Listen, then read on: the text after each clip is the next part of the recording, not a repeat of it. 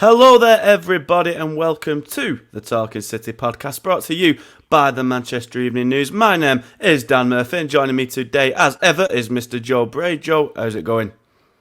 Not too bad, thanks, Dan. I think we've all got our new kit now, so hopefully everyone can hear us. We're not on our sort of tin microphones anymore. We've finally reached the professional podcasting era, haven't we? Absolutely, long overdue. Maybe we'll get your camera sorted next, so you're not just an absolute motion blur in the top right corner of my screen. But it's baby steps, isn't it? Baby steps. And also with me today, of course, is Mr. Simon Bajkowski. Si, how's thee? Yeah, good. All the better for hearing you in such wondrous clarity and volume. Oh yeah, I'm sure my dulcet tones have never sounded so good. And I'll tell you someone who might have been sounding a little bit better than he did last week at the weekend. It was Pep Guardiola, because City kind of responded to his harsh criticism after a win, no less, and to defeat Wolves at the weekend 3-0. It was it was a comprehensive display, a hat-trick from Erling Haaland, and, good times are back, question mark?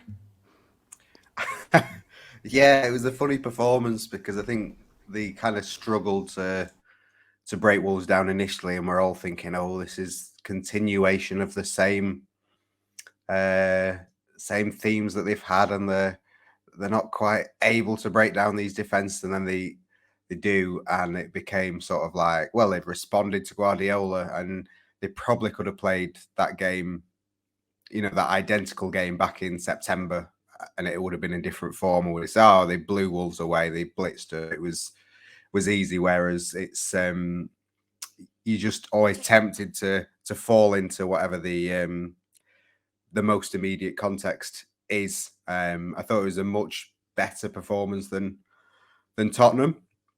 But at the same time, it was kind of only made better by the confidence that goals bring. City were miles better after that first goal. Once Haaland had given them the lead, they were there, and Wolves gifted them the second and the third goals really to end the contest early in the second half. And from then on, you're just thinking, just keep the clean sheet, keep it, don't concede, and you've had a very good afternoon, and they had. So three comfortable and much needed points from. Joe, you agree? Kind of a noticeable improvement on Thursday's game? Well, I think Guardiola said it, that the performance was largely the same. I'd probably agree with him. They started well. They started like they'd been publicly called out a few days before, and then maybe it dipped a little, but the City's quality is always going to come through, and that showed with a pretty simple but a very well executed first goal, with switching the play to Mahrez, and he then passed it back to De Bruyne, who found himself unmarked, and Haaland was never ever going to miss that header. And like Si says, after that, the confidence was there. Wolves had to come out. City do this after getting a first goal, if they can get that first goal, is they can then control the game. They can pick the opposition off when they have to decide, do we settle on losing, or do we come out and try and get something? And I think Wolves played the part in a decent test, but City were always one or two steps ahead of them. And yeah, Guardiola said after the game, didn't he, that it was an okay response, it was better, but let's see what happens. And I think that's probably where City are at after the week they've had.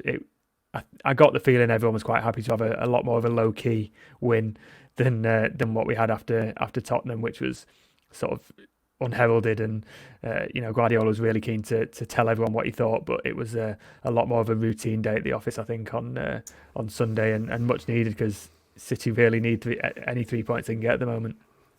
I know you've already done a podcast after the Tottenham game and probably discussed Guardiola's little rant in full, but I wasn't on it, so I do kind of want to retread old ground a little bit, because I remember I was on the blogging duty back at home on that, and then even his Sky Sports interview, which I believe you'd heard about before Guardiola kind of turned up. I know I was hastily messaging Joe about it. It was classic must-see telly when he was just kind of going off on anyone, and I couldn't kind of believe some of the words that were coming out of his mouth at points. I know Guardiola certainly had little pops at the fan base before, especially that kind of Champions League nights. I don't think Guardiola's ever agreed with how City fans kind of don't respect the Champions League as much as he does, or at least hold it in such high regard. Maybe that's changed a bit in the years since City have gone close. But you two were in the room, and Si, like how in brief, how mad was it seeing him kind of like that, especially after such a good win?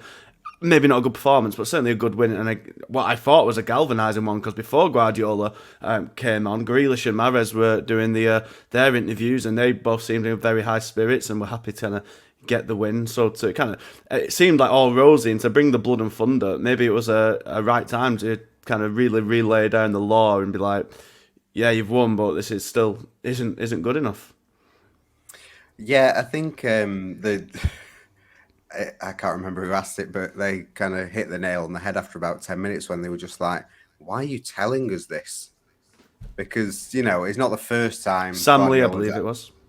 Right, yeah, Sam. It's not the first time I've had sort of Guardiola ranting at the players in the dressing room at halftime, full-time of games, and, threatening all kinds of things. But he doesn't then come into the press conference and say the same or repeat it or anything like that. Whereas it was just bizarre to hear him sounding off and off and off in his bewildering way, really, about everything. He was unhappy with the team, and he would always rather do it after a win rather than a defeat. But it did kind of feel like, you've just beaten Tottenham 4-2.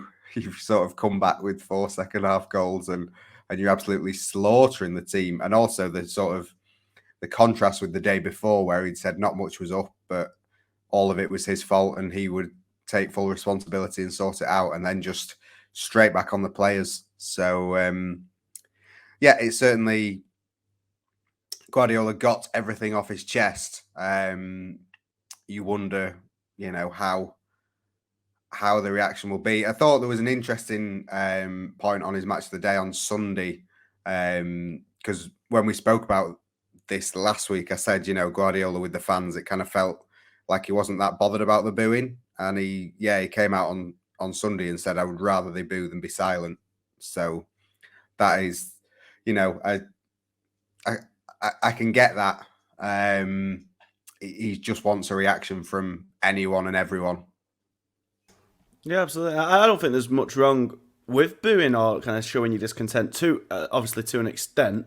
They were awful, and in that first half against Tottenham, really, really below par. And sometimes that can be a much needed wake-up call. And I believe Joe pointed out to me at the start of the second half, City fans were, had shown the discontent and were back kind of, to supporting to a degree. I don't know if Guardiola may not agree, given his words afterwards. But, Joe, he got the reaction, I presume, he got the reaction that he kind of wanted to see, at least, both from the players and the fans on Sunday.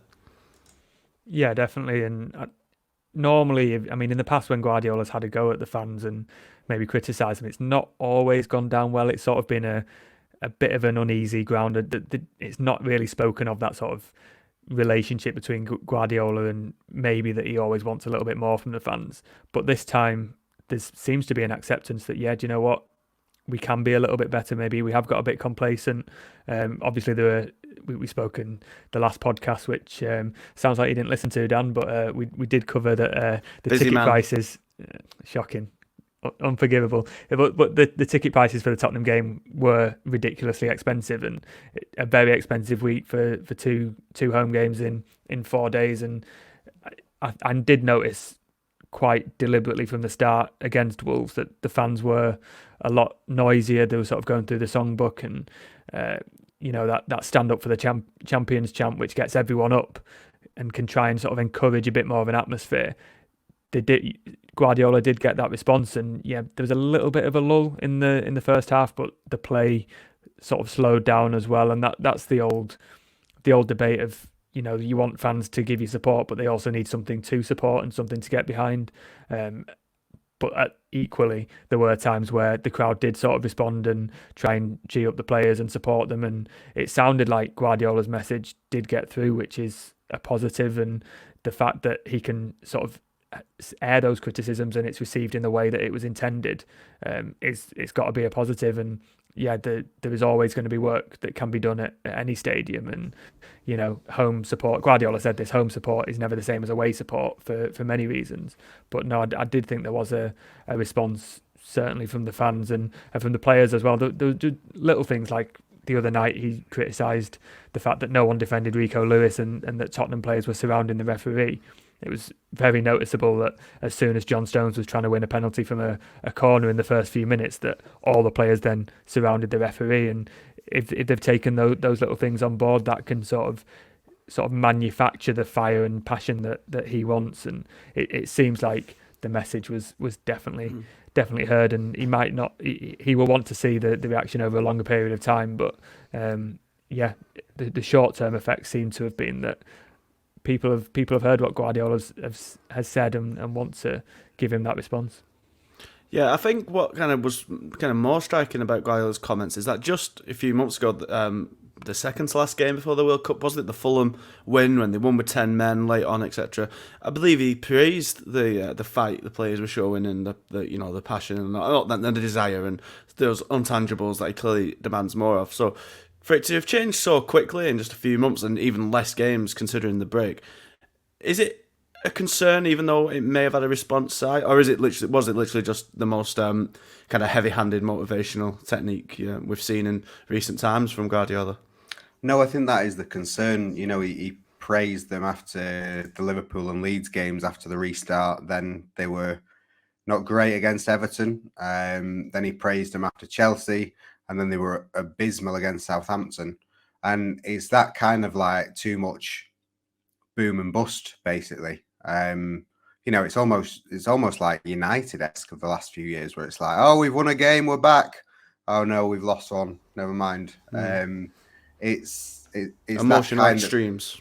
Yeah, and just getting carried away with yourselves, and that's never really been City under Guardiola, and that kind of he'll allow an off day, but he won't allow 2 off days in 3 or 3 in 4.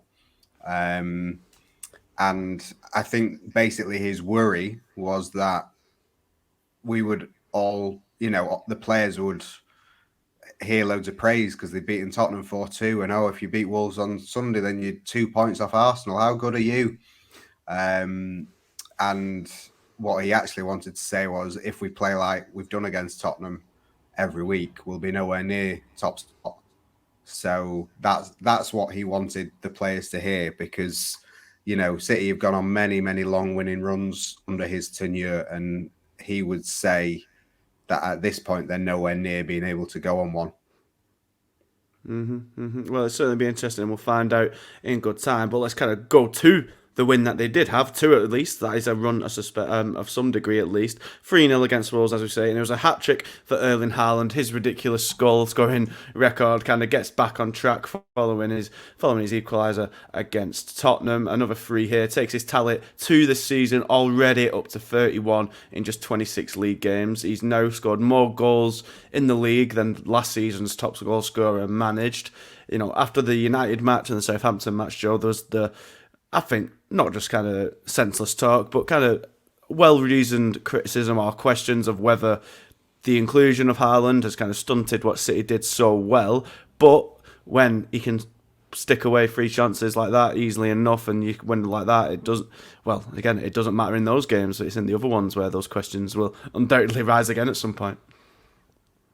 Yeah, I think it's fair to question how City's players changed, and when they're not winning, then it's more noticeable that perhaps they don't have as clear a plan B as they have done in the past. But as plan A's go, then Erling Haaland's pretty much a guarantee of goals. And, the fact that his longest run without a goal was about 2.5 games tells you just how good and how effective he's been. Guardiola said it after the game. He said, well, when he's not scoring, he's the problem. And when he is scoring, he's the solution, and he's the best thing. His record, 31 goals already and 25 in the league is just ridiculous. And I think Opta said he's had 25 goals in the Premier League from 150 shots.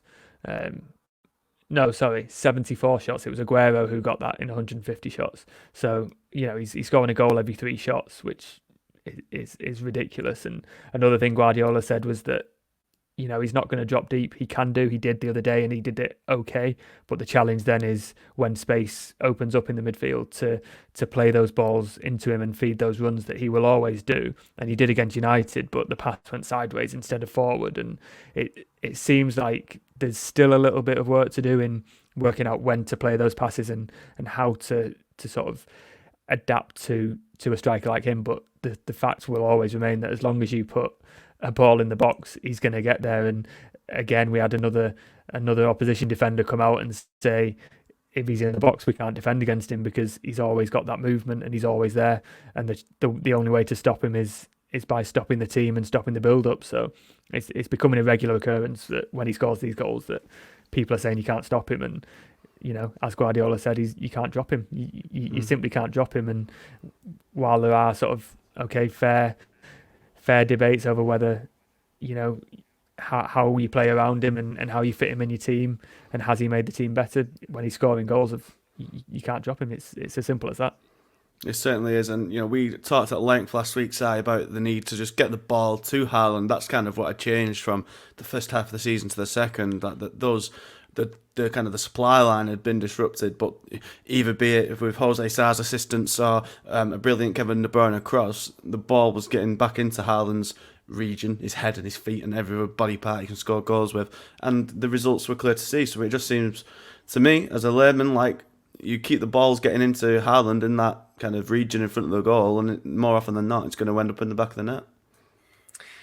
Yes, I don't know what game you would want to win where you would think, I know what I'll do. I'll not start Erling Haaland, especially when you have got the players to deliver the balls into him. And I always say City are worse when they're not creating chances rather than when they're not finishing them. And recent performances, they've not been creating chances. So Haaland is many things, but if you're not giving him anything, then he's not going to finish.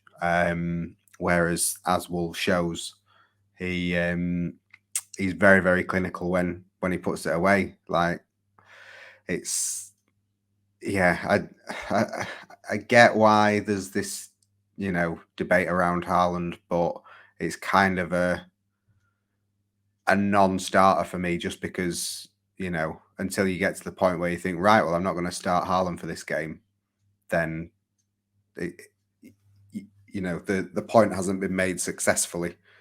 I just think City need to start him every game he is fit, because he's going to win him loads and loads of games. And it is scary to think of how many goals he could end up on this season. But if he's scoring one every 3 shots, then, Champions League semi-final, you might only get 3 shots, but he's going to be the one to score it. Well, I think that's the big difference. If we talked at length saying they only didn't have any shots on target against Southampton, just the one against United, the Grealish goal, and you compare that to, and I think they had 7 shots in total against Southampton and maybe 5 against United. Compare that to Wolves and then Tottenham as well. They've had 6 shots on target, Spurs, and I think 16 shots or 13. Wolves, it's the other way around, and 7 shots on target. It's just all about that kind of volume, I think. And I think you bang on. When they don't create chances, City, it becomes kind of a bit turgid and slow, like they're kind of going through treacle, and you can tell City are not playing well when they end up resorting to shots from 25 yards from like Rodri or and every now and then it works. As we've said before, Stones against Dortmund was the kind of the same kettle of fish when he banged it in from 25 yards, and suddenly the confidence is brewed and they go on to win. And the company one obviously against Leicester is the biggest example as well. It's when obviously not every one of those wild card shots from 30 odd yards goes in, and it's all about, if the things aren't clicking going forward, they struggle. But where they are clicking, at least in the last 2 games, Joe, is on the flanks. We talked again on last show how the front 3 we think should play. I was beaten to the punch by you two in claiming Mahrez should start, and he has almost certainly justified that opinion, because he was absolutely sublime in that second half against Tottenham, and then here again against Wolves, an assist for that 3rd goal, again helped out by Jose Sarr. But we'll start with Mahrez. He's been brilliant since, even before the World Cup, as you've said a few times, but he's really, really finding his form now, and with Grealish playing really well as well, I don't see a return for Foden into the side at the minute, even if he wasn't injured. Yeah, and that was the thing. So we knew that Foden wasn't in the squad shortly before the team was announced, but it was pretty irrelevant because he probably wasn't going to play or start anyway, because Grealish has been playing very, very well on that left-hand side. He's still sort of not providing the goals and assists as frequently as City may like, but he is creating a lot of chances, and he should have had an absolute stonewall penalty when he took his man on and got his back leg kicked from underneath him. And how the referee in VAR didn't give that a penalty, I'll never know. But on both sides, you've got Grealish and Mahrez in really good form. They're fulfilling the game plan. It looks exactly as Guardiola wants. Mahrez is full of confidence. He can take players on. He can sort of play the pass back. He can put the crosses in at the moment. He's scoring one-on-one goals. He had that goal that was ruled offside. That was a good finish as well. And yeah, his record is a goal or assist pretty much every 90 minutes at the moment, which is another good guarantee that you're going to win more games than you lose when your wingers are doing things like that. And he seems to have a good relationship with Mahrez. He was never going to shoot in that situation for that third goal. He was always looking with Erling Haaland, he was always looking where Haaland was. And now I think Mahrez is one of the success stories this season, especially considering how sort of poor he was. You know, he got praise sort of sorts in Guardiola's rant, but Guardiola was still reminding everyone that he thought he was on holiday before the World Cup. But no, since he's come back from the World Cup, he's been sort of unstoppable. And yes, Foden, hasn't been great himself, and now he's injured. But I don't see how he gets in that squad at the moment unless one of those two, falls down in their form. But that's always the challenge in a City team. You've got world-class players ahead of you at every opportunity, and you've got to show that you're better than them to start. And if you're not on it, then someone else is going to be. Si, I know you tweeted out the numbers for both Mahrez and Grealish, and how impressed have you been by the pair? Yeah, increasingly impressed. I think the low point felt like the Everton home game on New Year's Eve, when City was just so insipid. But then they both came on at Chelsea, and Grealish said after Guardiola had told them to sort of be more aggressive and go for it, and they just seem to be coming on as a partnership really well. They both get on with each other a lot. They're kind of similar characters. They're similar characters off the pitch, and their connection on the pitch is growing. Terrific ball from Grealish to Mahrez, who then knocks it back for De Bruyne for the first goal against Wolves. And I think what is really encouraging is like the goals and assists that they're not getting.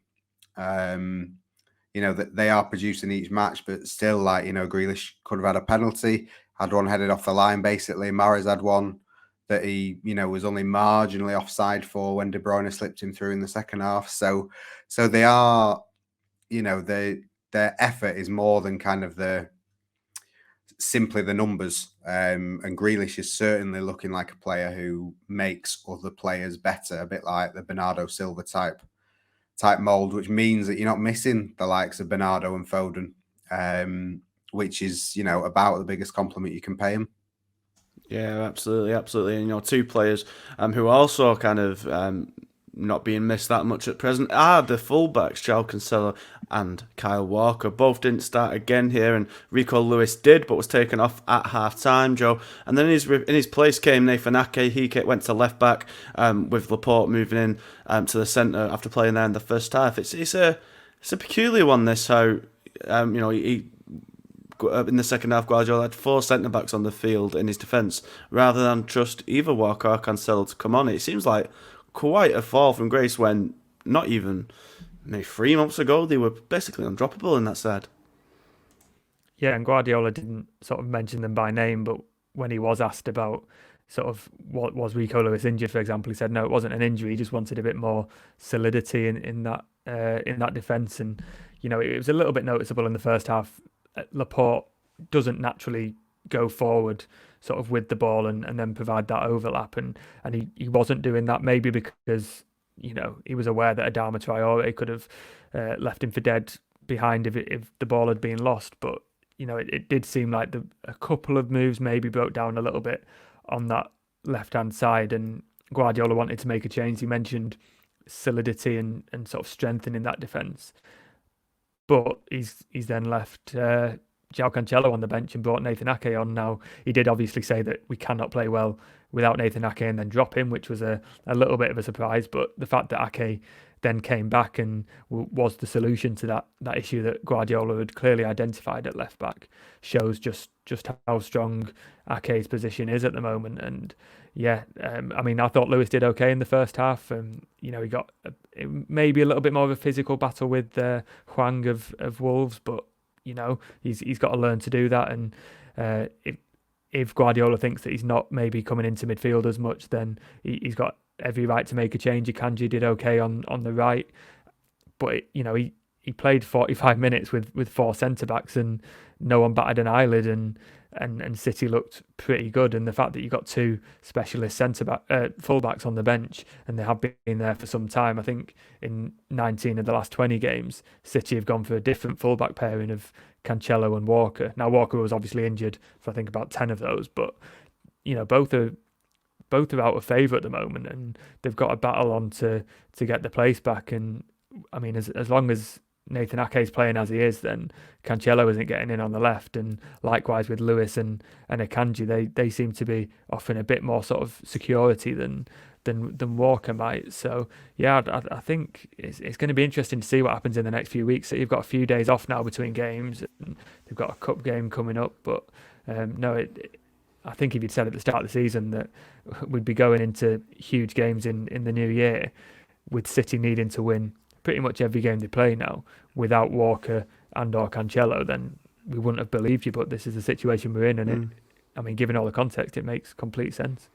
I said it when it was sold on this podcast, and I kind of said it again on Sunday when I was watching Arsenal v United.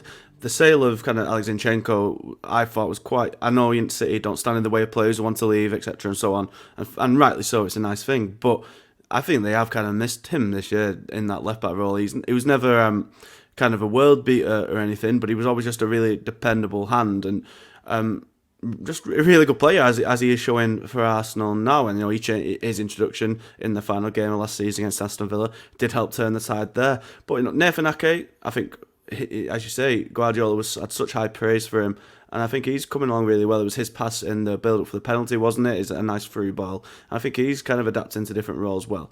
But what I thought was interesting, he's actually said during the Tottenham game by Gary Neville on commentary, he made the point like City's defence is so unsettled this season. It seems like every game there's either a different centre-back partnership or, as Joe points out, so many different full-back combinations. It does feel like this is the first season in quite some time where Guardiola hasn't kind of found or stumbled upon his ideal defence pairing or defence makeup for the league at least, and stuck with it for game after game after game. Obviously, we've had kind of Diaz on the port, Stones and Diaz, etc., and so on in recent years. And I feel like that instability at the back might be a reason why they're not as defensively solid as they have been in recent years. Yeah, I think so. Prove me wrong. Well, yeah, I was talking to Jolie and Lescott about it, and he was kind of saying, you've always had these centre-back partnerships, and these partnerships are what makes Premier League teams great. And he was like, now Guardiola's kind of got 5 centre-backs where he can just pick and choose any 2 for the specific demands of the game, and they come in and perform to the level that he demands. I get that you don't have the sort of heightened communication if you've got the same back four and everyone knows what everyone's doing. But it's kind of, I don't know, I do see the appeal of picking and choosing different centre-backs based on what the opponents are good or bad at. And I don't necessarily think the sort of chopping and changing has hurt City too much. But it is, a number of defenders have made individual errors that have cost City this season. But then that includes Edison, who's played every game. So, I quite like the centre-back situation. But it will be interesting to see now that Diaz comes back, because we spoke to the manager about Diaz coming back, and he sort of immediately brought up his leadership. So you wonder whether whether Guardiola feels that City have been missing that, because Diaz isn't the best defender at the club, I wouldn't say, but he's probably the best organizer of the defense, and he's the one to, make sure that everyone is doing the job. And that kind of like camaraderie a few years ago of like celebrating every block and interception, that was pretty much Diaz leading things. So maybe there's a feeling that there's a bit of that missing. The desire he mentioned was missing, maybe was kind of instilled in Diaz. But, as we say, it was a win, a good one at that. And now we kind of take a break from kind of Premier League action this week and return attentions to the FA Cup and what a match we have in store. The kind of curtain raiser, I guess, to the big rivalry that we're going to get in the coming months. Of course, it will be City v Arsenal for the first time this season. We still have the 2 league meetings to go, but this one should prove to be quite fascinating, Joe, given the kind of having like, not friendly, obviously, because it means it's obviously both teams would want to win the FA Cup, but sort of like a dress rehearsal for these league meetings that we're going to get and that are going to be so crucial in the title race. To kind of see them go at it, I'd imagine with fairly strong teams and in their full flow, at least, both coming off good wins. We'll talk about Arsenal's win in a moment, but they can put a loss isn't going to be like cost the season in this match, so it's kind of like a gloves off, not as much on the line version of the matches we are going to see, and I think it's going to be so interesting how both teams approach it. Well, I think for City, they've always spoken about putting a run together, and in the last few games before this week, they weren't looking like doing that. They've suddenly got themselves back to sort of 2 wins in a row, and they've got to look at it and go for the win. And I mean, normally in the FA Cup, you'd use it to play some sort of fringe players. Could this be the opportunity to bring back Cancelo and Walker, players like Bernardo? You would probably look at bringing Ruben Dias back for a first appearance. I'm thinking, if Foden's fit, then he will start. But Guardiola didn't seem overly confident when he said, he's had this issue, it's reoccurred. Let's wait and see, and he might not play for Arsenal. So yeah, it's going to be interesting. You'd expect Julian Alvarez to play, and he's. I mean, we're talking about Erling Haaland before. Julian Alvarez is playing really well at the moment, but because you can't drop Erling Haaland, then he's got to wait for these chances. And I think it will be interesting to see how strong City put the team out. They probably won't want to give too much away. I know Arteta and Arsenal know everything there is to know about City, but they'll probably want to hold a couple of things back for the meeting in sort of 3 weeks at the Emirates. I think it'll be really interesting, just the way that the league's gone and the fact that Arsenal are playing so well at the moment and so full of confidence. Are they going to maybe focus on the league? Are City going to think, right, well, the league's not guaranteed, nothing's ever guaranteed in Europe. Is the FA Cup going to be City's best chance of a trophy this season? I think it'll be a really interesting game. I can see City approaching it, I mean, it's easy to say, but just as they did against Chelsea, which is bring some fringe players in, but some very good players, and take it very seriously and look to win. They won't want to replay. City have some free midweeks now, and they won't want that being clogged up. So no, I think it should be a very, very good game between sort of the confident league leaders and the team that are trying to close them down and have a point to prove. Si, what kind of teams do you expect to see? Because I could kind of see a fought for Arsenal and going either way. I could see them thinking, let's just play, rotate a lot here. A loss doesn't, focus on the league, as Joe says. A potential loss doesn't have to be a psychological blow if it's not against the main players. But then on the other hand, you're in such great form. The chance to get a first win over City before the league meetings could, again, in the opposite direction, deal the blow. So how do you reckon both teams will kind of go about it?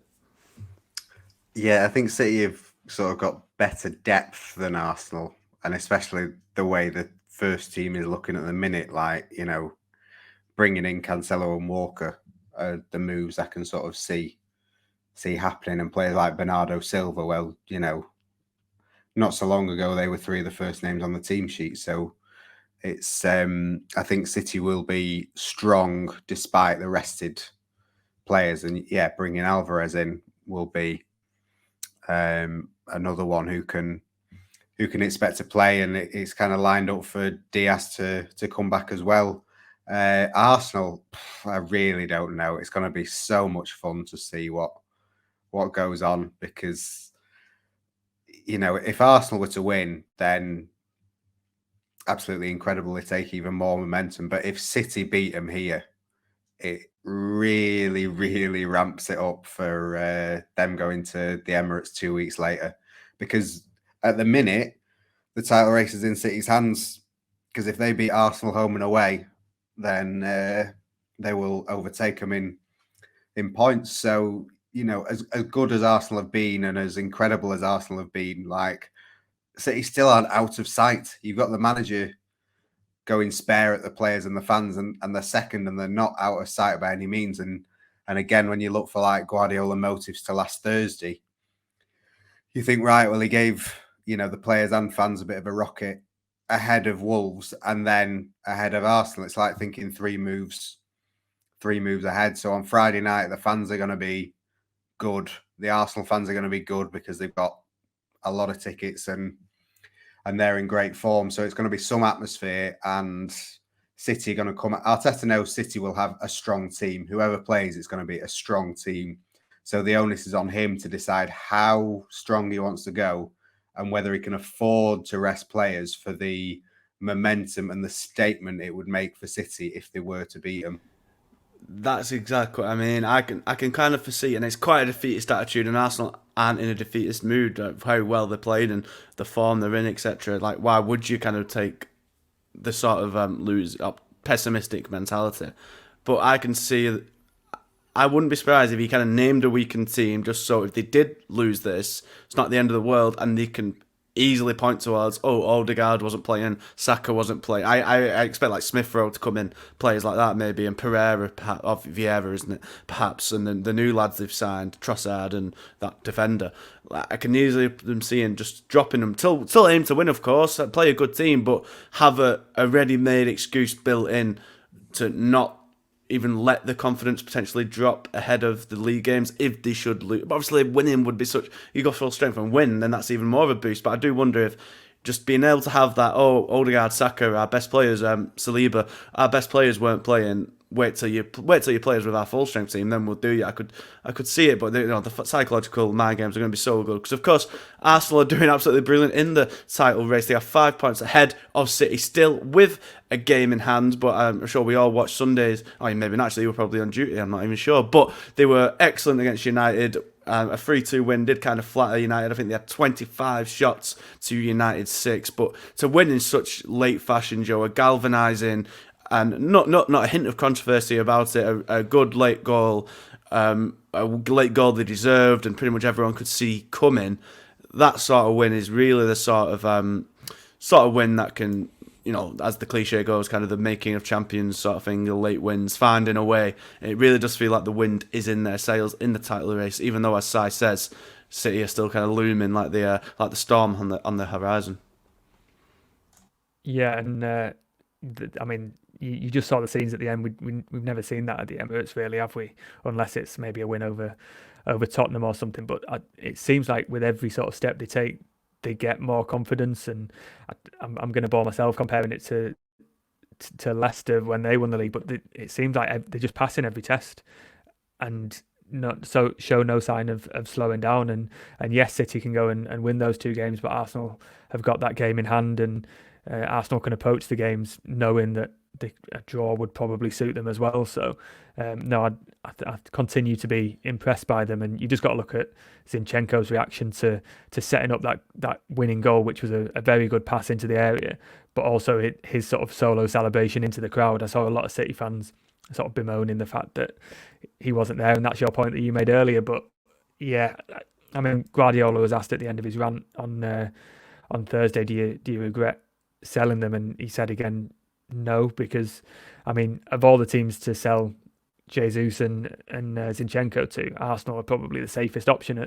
in the summer, because no one was necessarily expecting them to challenge for the title. But then it just happened that they've gone and played very key roles in doing it. And I was looking at Arsenal's fixtures actually, and they've got, apart from City, in the next sort of 10 or so games, they've got relatively easy fixtures. They've played sort of Tottenham twice now, Arsenal.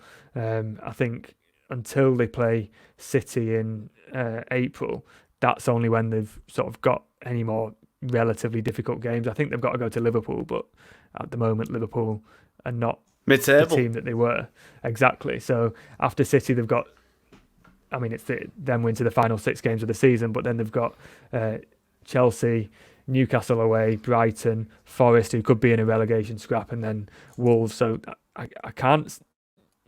I mean, when you're looking at how they're going to drop points, City might be looking into the last 6 games of the season where they've got even a chance of overtaking Arsenal. So if Arsenal can carry on, just keep that lead ahead, keep City at arm's length, and keep the pressure on City, then we've seen that City can sort of get in their own heads and slip themselves up, and that could be their route to winning the title. But I mean, the fixture list, if you're comparing both, I'd say Arsenal have a better sort of spread of fixtures than City do. What did you make of the win on Sunday, Si, and how you seeing the title race kind of pan out?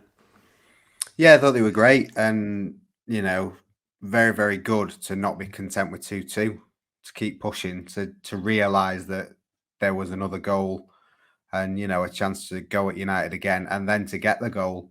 I mean, Odegaard's obviously in the form of his life. The whole collective is just so impressive, and it feels like everything is going their way. They're making things happen and getting late goals, early goals. How many times is Saka going to score that goal again? Maybe more times than you'd think because he's class, but still those things that are coming off for them. But that is why I just think Friday's game is so huge, and then the game at the Emirates, because like you say, it is the FA Cup. It is just maybe a distraction, and they can concentrate on the league. But if they lose, but if they do lose, then it puts the pressure on for the league game to not be like, well, you've now lost 2 in 3. Are you cracking up 2 in 4? Like, how do you get back on this winning thing? And one thing we've not seen from them this season is kind of a reaction to a considerable setback, because they've been so good that they've not had one. Only defeat was to United months ago. I hardly remember it at this point. Yeah. And, I think it's going to be, if City can put them in that position where people are saying, right, Arsenal, what have you got now? Because, like, we all know the Arsenal of the last 5-10 years, so we're all waiting for that Arsenal to turn up and sort of disappear in the final few months of the season and finish 3rd or 4th, but there are no signs of it happening. But if City can beat them once, twice in the next two or 3 weeks, then that will really, really, really test them.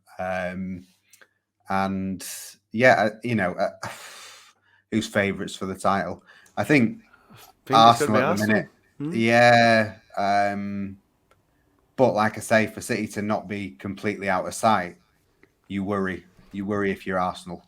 Well, it's certainly hotting up, and it's certainly going to be thrilling, and we can't wait for Friday's match either. But just before we go, a bit of rare and unexpected transfer news on the City front. I don't think any of us saw this coming. A City have signed, well, maybe we did say they'd get a young player in from somewhere, but they've struck again that vast scouting network in bringing in Maximo Perrone from Vélez Sarsfield on a 5.5-year deal. Joe, what can you tell us about this lad, if anything? Because I've never heard of him, to be honest with you. until City signed him, that is.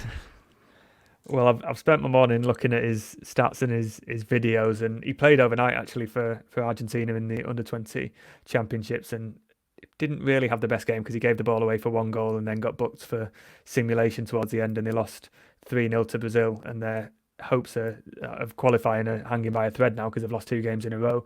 But he did score in the other game. He's a deep line midfielder. He says he wants to play like Sergio Busquets, get on the ball, pass it around, but he has popped up with a couple of goals for Vélez and Argentina under-20s now. And yeah, I mean, Simon will know more than me about the plans that City have for him, but he seems like a decent prospect. A lot of teams have been interested in him, and City have not done badly out of the last young Argentinian they signed for relatively little money. So if they can, if this is the new tactic of getting sort of young players and giving them the chance and then seeing how they progress, then it's not a bad tactic, and he looks like he's ambitious. And what I would say is he's a position that City don't really have in that sort of age range. They've let Romeo Lavia go, Tommy Doyle's out on loan.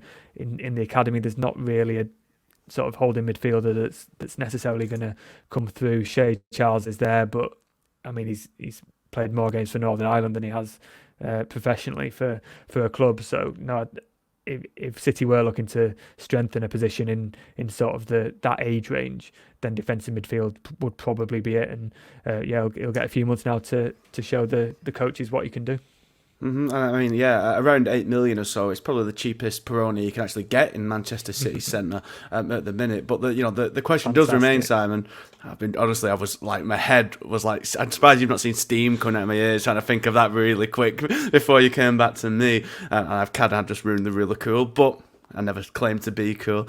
So the question is, though, will Peroni ever actually step foot in Manchester? What are the, we've seen so many players get signed. I remember a few years ago, Ante Palaversa as one example, and this absolute kind of legion of players City have got on the books, but will never make it to the City Football Academy and just spend the next 5 years of the career on loan at various clubs, be they in the City Football Group or otherwise.